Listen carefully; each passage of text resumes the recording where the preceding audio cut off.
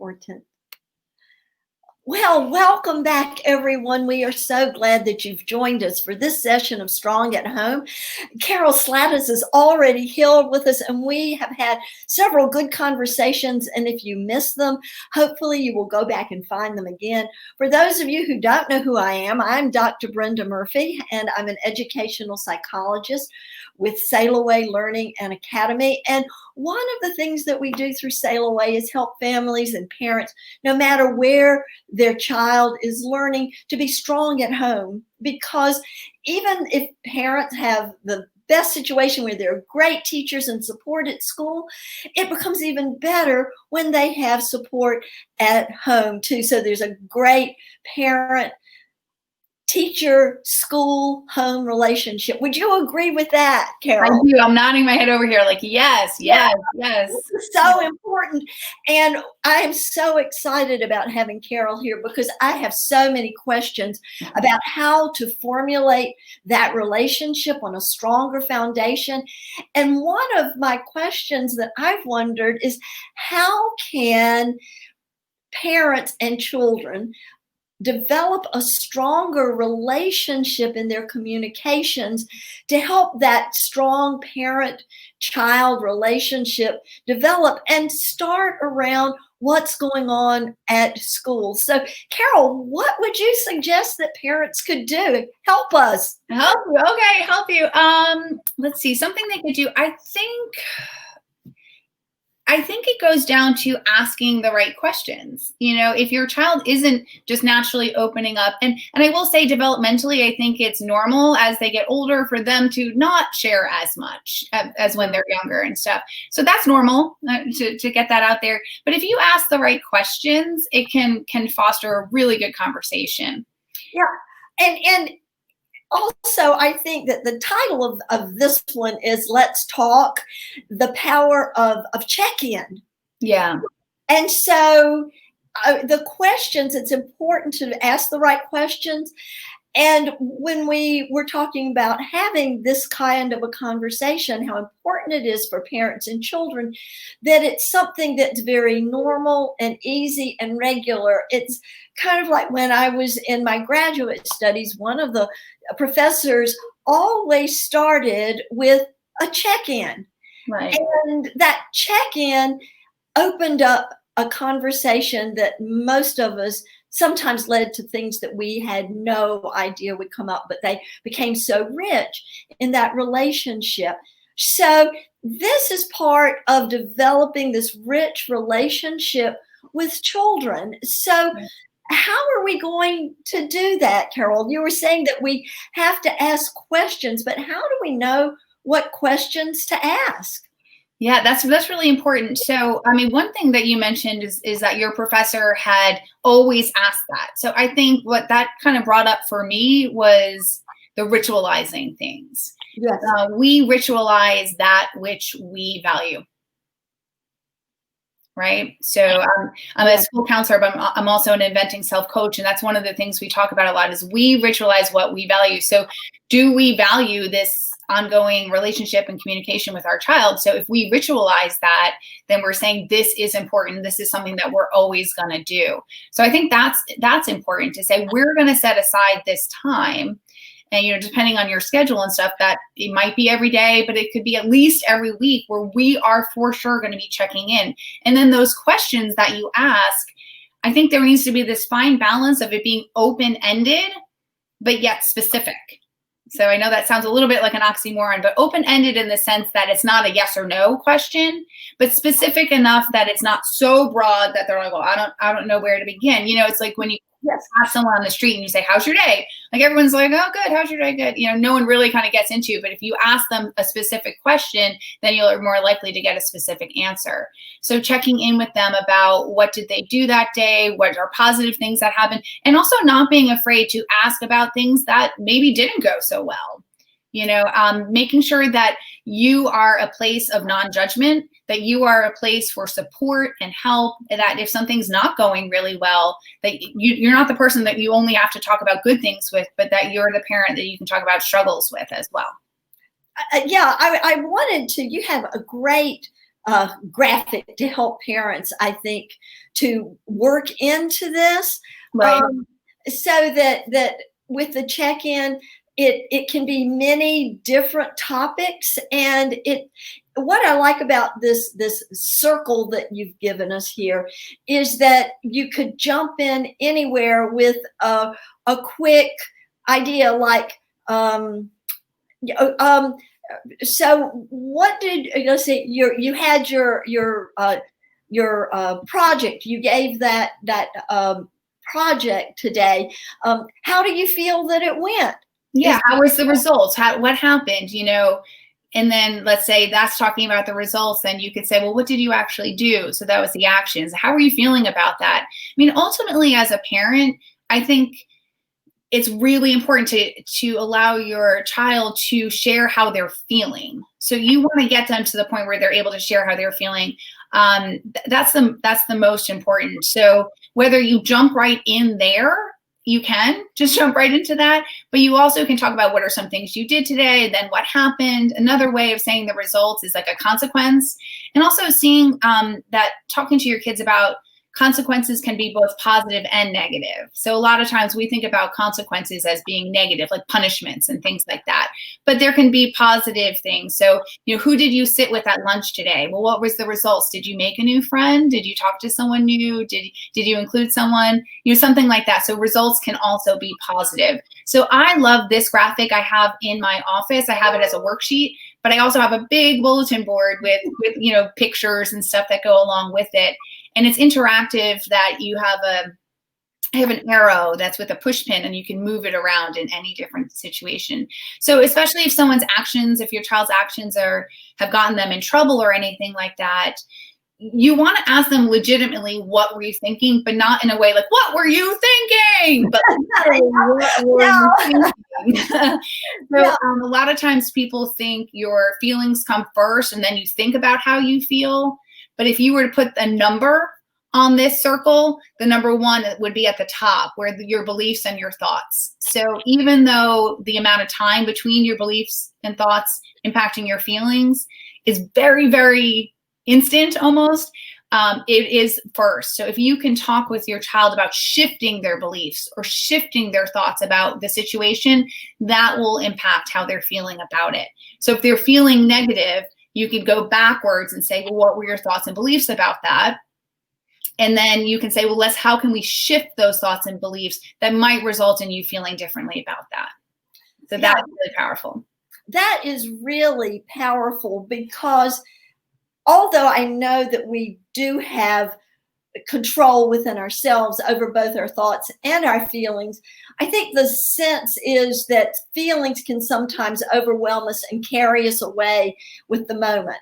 And it's so important to even start with our young children in talking about the belief in the thoughts behind that motivation. Yes. I even think of my young grandchildren that are, 1, 2, and 3. And still, it's important what was their belief about, well, that's my toy. Mm-hmm. And I don't want anyone else to mess with my toy. Now, granted, it's a different level, but it's basically the same, that there is a belief that our children attach to everything. I mean, do we really exist without a belief about something? Exactly. And that's why that would be like the number 1. Yeah. Getting back to that, getting back to the control that we have of that, and how are we viewing and seeing the situations.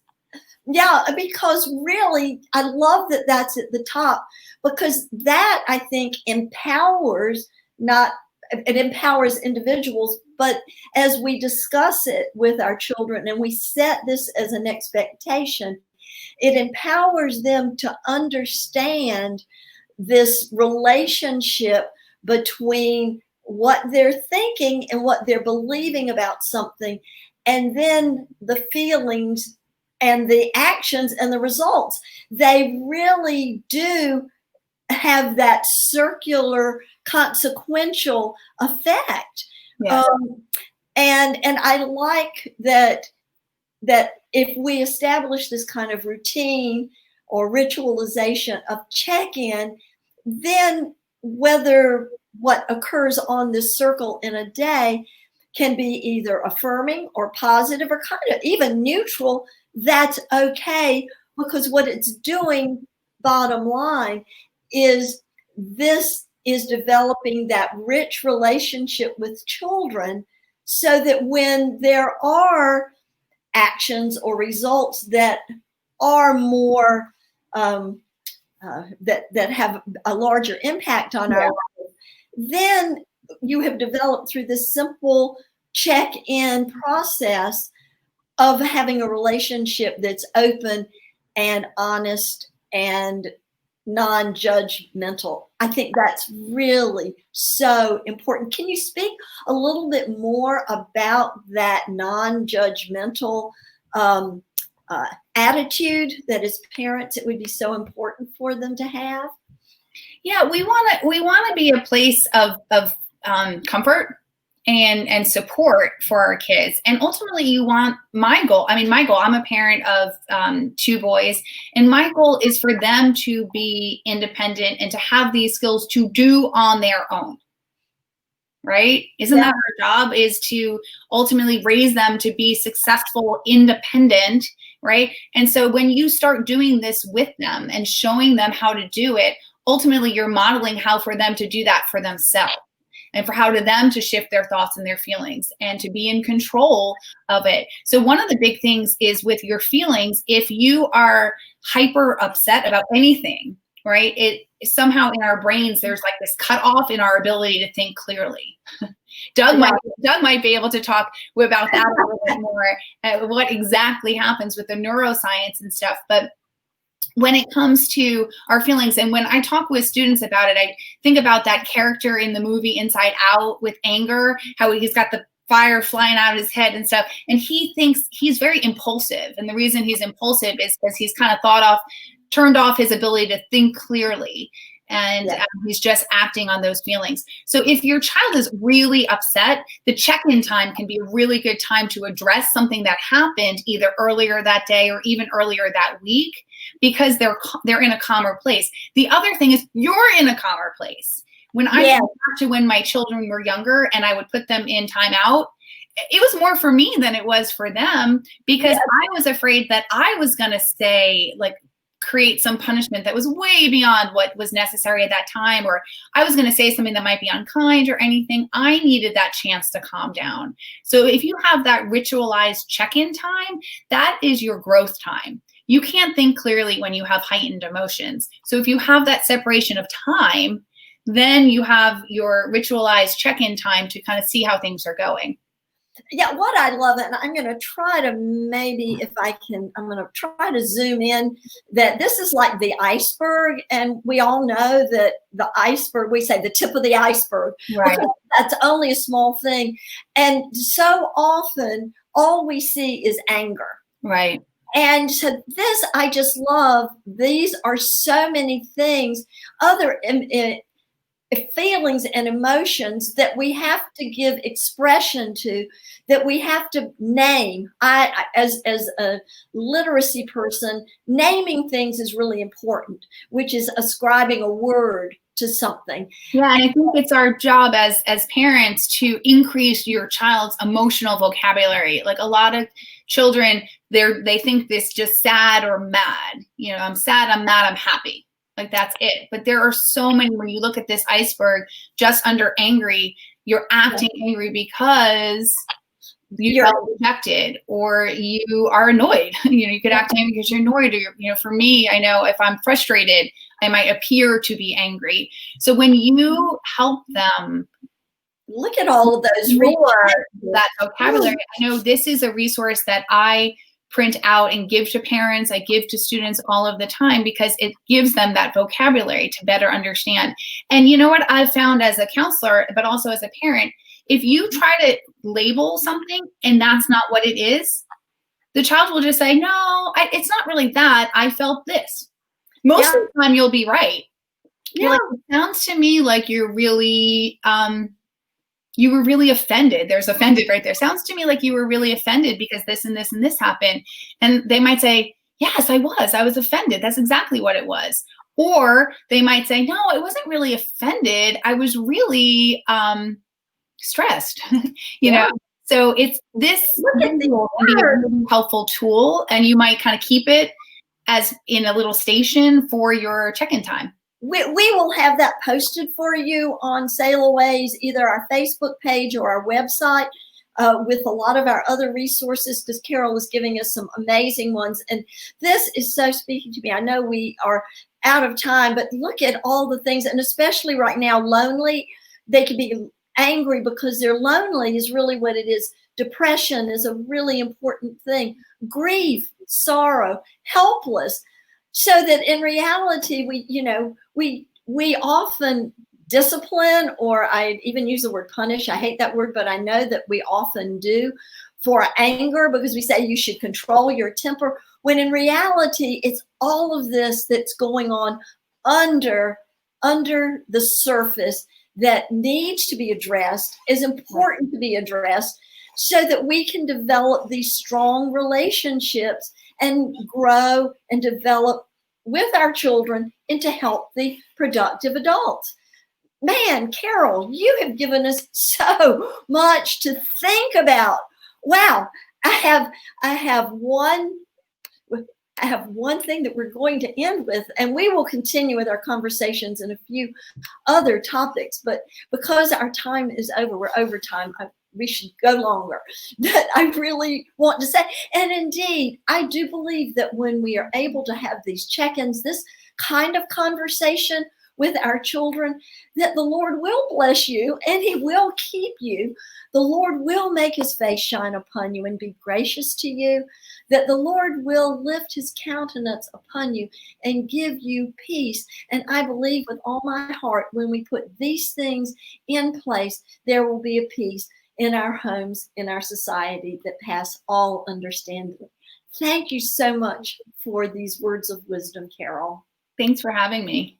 You're welcome.